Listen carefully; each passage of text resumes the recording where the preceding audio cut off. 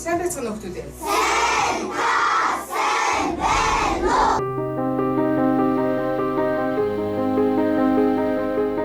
Түүх бол зөвхөн өнгөрсөн үеийн тухай бус өнгөрсөн одоо ирээдүйн 3 цагийн хэлхээс.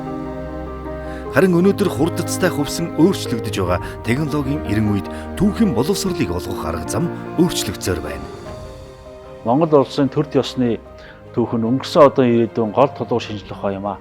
Бид өнгөрснийг зүгээр л нэг дурсах гэж биш. Харин ирээдүгөө бүтээхийн тулд түүхийг судалдаг. Түүхийн агуулгыг соёлын боловсролын агуулгаар баяжуулах нь техник технологи хөгжсөн энэ зуунд бол нийгмийн судалгааны энэ хичээлүүдийг голцоо шинэ арга байдлаар түүхийдээ танилцах боломжийг олгож байгаа. Соёлын өвийн боловсролын асуудлыг бол түүхийн сургалтайгаа маш их нягт холбохгүй бол цаашдаа явахгүй гэж ойлгож байна. жинхэнэ иргэний бэлдэж авахын тулд музейг сургалтанд ашиглахаас өөр ямар ч аргагүй. Төрийн байгууллагууд, ихтэй сургуулиуд, ерөнхий боловсролын сургуулиуд хамтран ажиллаж иж чанартай түүхийн багш бэлдэх боломжтой. Түүхийн сургагчийн шинжилэл бол эх оронч сэтгэлгээтэй болгох томоохон алхмын нэг юм аа. Түүхийн сургалтын хөтөлбөрийн шинжилэлд багш бүрийн санал үн цэнтэй. Багш бэлтгэх тогтолцоо болон багшийн тасралтгүй хөгжил бол зөвхөн хувь хүний хөгжлийн асуудал биш, улс орны хөгжлийн үндэс юм. Түүхээ судалцгаая, хамтдаа хөгжцгөөе.